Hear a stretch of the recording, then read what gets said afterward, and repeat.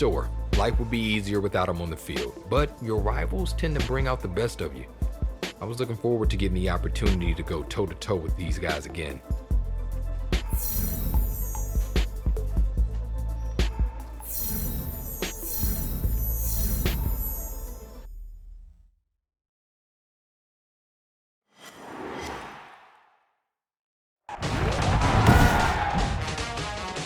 Tonight, from Levi's Stadium in Santa Clara, California.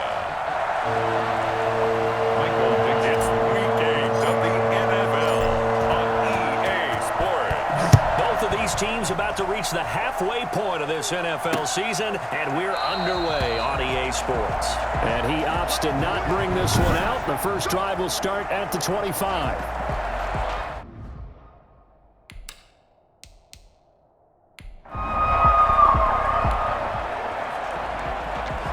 Nothing on the scoreboard, 0-0 as the offense gets ready to take over the football.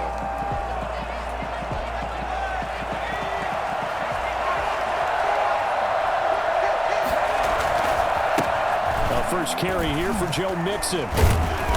And able to break one tackle, but then quickly brought down, but a nice little gain. The numbers for Mixon last week, 13 carries, 51. And the Niners get there and bring him down.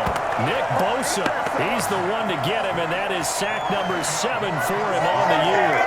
Well, many times when you talk about mobile quarterbacks, you get the sense that they feel like they can get out of any bad situation. They keep moving around and trying to emulate guys like the Scrambler or the Dodger. Instead, they keep losing yardage and digging themselves a hole that they can't get out of.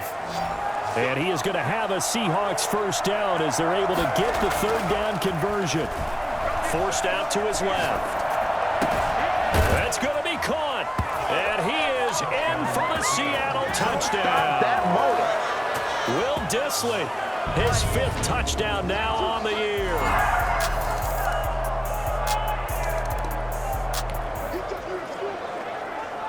We drop you in now to first quarter action as the offense begins this drive.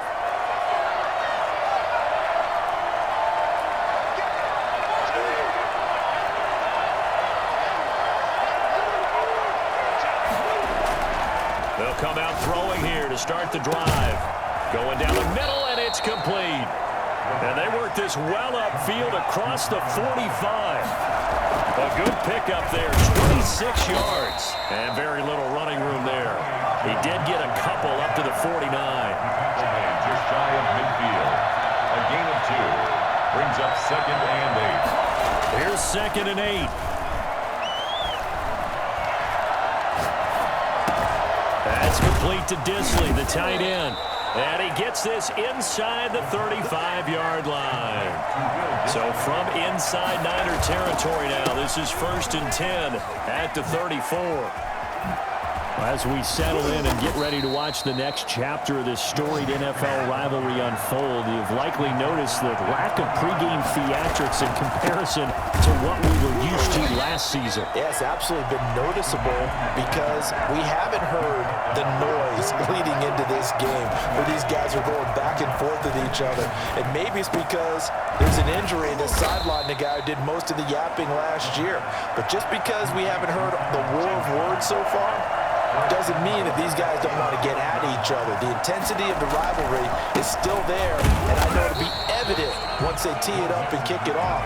And don't forget, one notable defensive star switched teams in the offseason. That's going to add to it. And incomplete. He tried to leave it underneath, nearly got picked. They may be lucky to have that one back. 3rd down. He'll look to throw. Dancing to his left. He may try and run for this.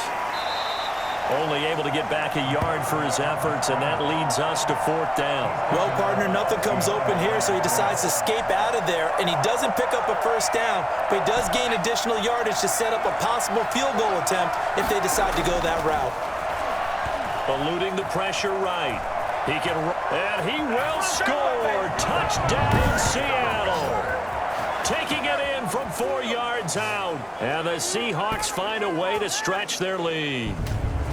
Well, I'd have to say that for him, that was an all-encompassing drive because it was his arm that got his team down to that point, but his legs that finished the deal. Give him credit for